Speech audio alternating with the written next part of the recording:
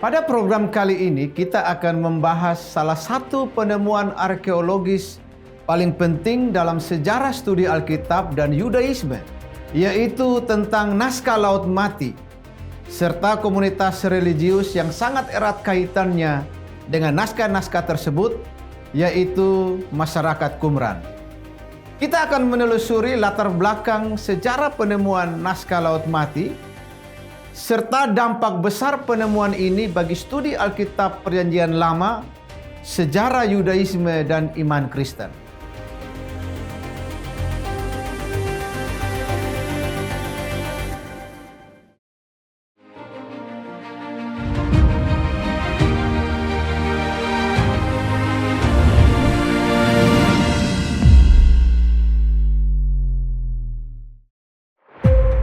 Salam sahabat IKN dimanapun Anda berada. Pada program kali ini kita akan membahas salah satu penemuan arkeologis paling penting dalam sejarah studi Alkitab dan Yudaisme, yaitu tentang naskah Laut Mati, serta komunitas religius yang sangat erat kaitannya dengan naskah-naskah tersebut, yaitu masyarakat Qumran.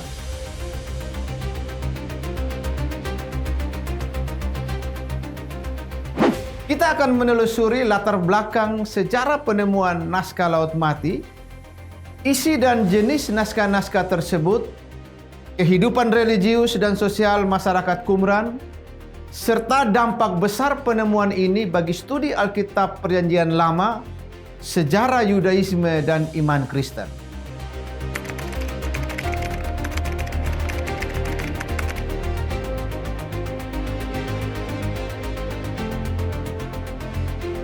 Naskah Laut Mati adalah kumpulan manuskrip Yahudi kuno yang ditemukan pertama kali pada tahun 1947 di gua-gua di sekitar wilayah Qumran di tepi barat Laut Mati atau 7 mil di sebelah selatan Yeriko dan sekitar 13 km di sebelah timur Yerusalem. Penemuan ini dianggap sebagai salah satu temuan arkeologis terpenting karena memberi terang besar bagi sejarah Alkitab, Yudaisme, dan latar belakang iman Kristen gereja mula-mula.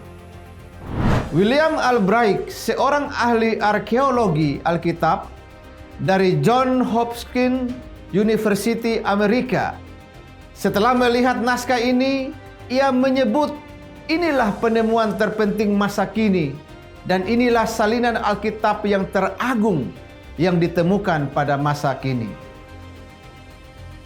Penemuan ini terjadi secara tidak sengaja ketika seorang gembala melemparkan batu ke dalam sebuah gua dan mendengar suara pecahan tembikar. Ketika gua itu diperiksa, ditemukanlah guci-guci tanah liat yang berisi 7 buah gulungan kitab kuno yang terbuat dari kulit yang dibungkus dengan kain lenan. Dr. Sukenik, arkeolog dari Universitas Ibrani di Yerusalem, kemudian membeli 3 gulungan kitab tersebut. Kemudian tahun 1954, Yigael Yadin berhasil membawa kembali 4 gulungan kitab lainnya dari Amerika ke Universitas Ibrani di Yerusalem. Para ilmuwan menguji kain lenan pembungkus gulungan dengan tes karbon 14 dan terbukti bahwa kain tersebut diproduksi 2000 tahun yang lalu. Ini membuktikan bahwa gulungan kitab tersebut merupakan warisan berharga dari masa 1 abad sebelum Masehi. Seiring waktu, para arkeolog menemukan lebih dari 11 gua di sekitar Qumran yang menyimpan sekitar 900 naskah lebih, baik dalam bentuk gulungan lengkap maupun berupa fragmen-fragmen. Naskah-naskah ini diperkirakan ditulis antara abad ke-3 sebelum Masehi hingga abad ke-1 Masehi, menjadikannya sebagai manuskrip Alkitab tertua yang pernah ditemukan. Penemuan ini segera menarik perhatian dunia akademik karena untuk pertama kalinya para ahli Alkitab dapat membandingkan teks Alkitab Ibrani yang digunakan saat ini dengan salinan yang berasal lebih dari 1000 tahun lebih tua. Naskah-naskah ini disembunyikan oleh komunitas Qumran dengan tujuan melindungi dan melestarikan kitab-kitab ini dari penghancuran dan pemusnahan oleh kerajaan Romawi sekitar tahun 66 sampai tahun 70 Masehi. Bahasa yang digunakan dalam naskah-naskah tersebut terutama adalah bahasa Ibrani, bahasa Aram, dan sedikit dalam bahasa Yunani.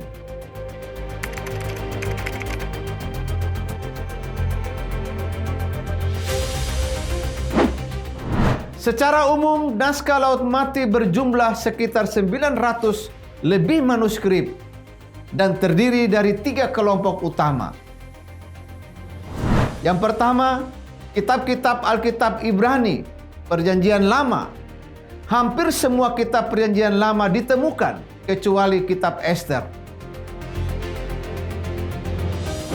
Salah satu yang paling terkenal adalah gulungan kitab Yesaya, lengkap 66 pasal yang panjangnya hampir 7 meter dan isinya sangat mirip dengan teks Masoret pada abad ke-9 yang digunakan dalam Alkitab Ibrani modern. Kemiripan ini menunjukkan bahwa penyalinan teks Alkitab dilakukan dengan sangat teliti. Yang kedua, naskah-naskah apokrifa dan pseudepigrafa. Naskah-naskah ini berisi tulisan-tulisan religius Yahudi yang tidak masuk dalam kanon Alkitab Ibrani, seperti kitab Henokh, Yobel, Tobit, Sirak, dan Mazmur tambahan. Tulisan-tulisan ini memberi gambaran tentang keragaman teologi dan spiritualitas Yahudi pada zaman Bait Suci yang kedua. Yang ketiga, tulisan komunitas Qumran, seperti aturan-aturan jemaat, gulungan perang, dan komentari atau peser atas kitab para nabi. Inilah naskah-naskah yang secara langsung mencerminkan kehidupan, aturan, dan keyakinan masyarakat Qumran. Naskah-naskah ini menunjukkan bahwa komunitas Qumran memiliki pemahaman teologis yang sangat kuat tentang kekudusan, ketaatan hukum Taurat, dan peperangan eskatologis antara kebaikan dan kejahatan. Siapakah masyarakat Qumran itu?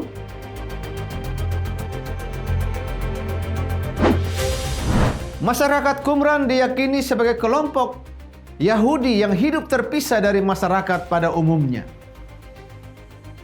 Banyak ahli Alkitab mengidentifikasi mereka dengan kelompok Esseni, salah satu kelompok Yahudi pada abad pertama yang hidup asketis, menantikan Mesias, dan menekankan kekudusan. Mereka memilih hidup menyendiri di padang gurun sebagai bentuk protes terhadap apa yang mereka anggap sebagai kemerosotan moral dan religius di Yerusalem, khususnya dalam kepemimpinan para imam di Bait Allah. Komunitas ini hidup secara komunal. Harta milik dibagi bersama dan kehidupan sehari-hari diatur oleh peraturan yang ketat. Mereka sangat menekankan kemurnian di dalam ritual. Pemandian air atau mikveh dilakukan secara rutin sebagai simbol penyucian diri, baik secara jasmani maupun rohani. Ketaatan terhadap Taurat menjadi pusat kehidupan mereka. Namun penafsiran Taurat dilakukan menurut pemahaman komunitas yang mereka yakini sebagai penyingkapan kebenaran sejati dari Allah.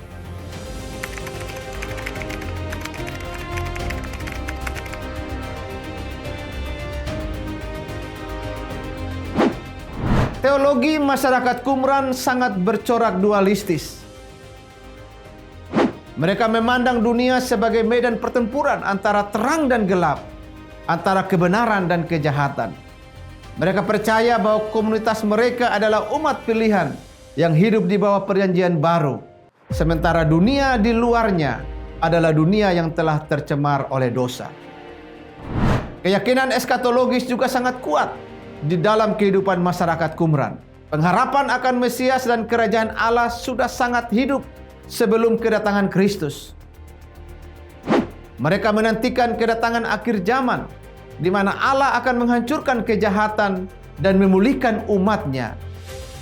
Menariknya, masyarakat Qumran menantikan bukan hanya satu Mesias, tetapi dua figur mesianik, yaitu Mesias Imam yang berasal dari garis keturunan Imam Harun, dan Mesias Raja berasal dari garis keturunan Daud.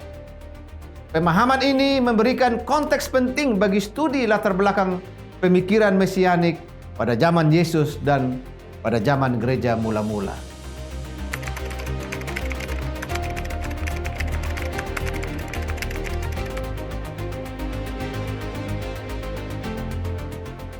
Penemuan naskah Laut Mati membawa dampak besar bagi studi Alkitab. Pertama, naskah-naskah ini meneguhkan keandalan dari teks Perjanjian Lama. Perbedaan yang ada sangat kecil dan tidak mengubah doktrin utama iman. Perbandingan antara gulungan Yesaya, Qumran, dan teks Masoret modern menunjukkan bahwa kesesuaian yang sangat tinggi. Hal ini membuktikan pemeliharaan firman Tuhan sepanjang sejarah.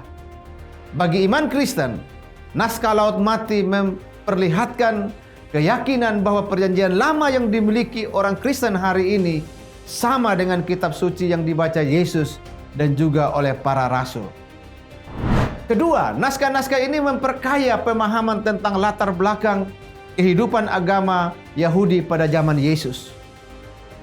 Naskah Laut Mati juga membantu menjelaskan konteks teologis dan istilah-istilah penting dalam Injil dan surat-surat rasuli. Banyak istilah dan konsep dalam Perjanjian Baru seperti terang dan gelap, kebenaran, jalan Tuhan, Mesias, dan komunitas perjanjian menjadi lebih jelas ketika dibaca dalam terang teks Qumran. Ketiga, kehidupan jemaat yang tertib seperti aturan hidup bersama,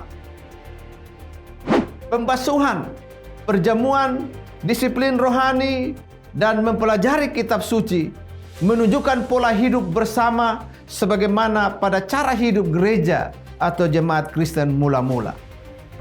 Dan yang keempat, naskah Laut Mati membantu memahami bahwa iman Alkitab hidup dan berkembang dalam konteks sejarah dan di dalam komunitas yang nyata.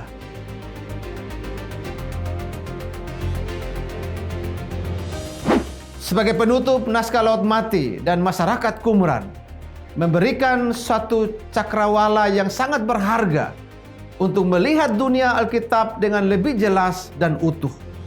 Penemuan ini tidak menggoyahkan iman Kristen, melainkan justru meneguhkannya dengan menunjukkan bahwa firman Tuhan dijaga dan diwariskan dengan penuh kesetiaan. Kiranya pembahasan ini menolong kita untuk semakin menghargai Alkitab, memahami konteks sejarahnya, dan hidup setia sebagai umat Tuhan di tengah dunia ini. Terima kasih, Tuhan Yesus memberkati. Salam.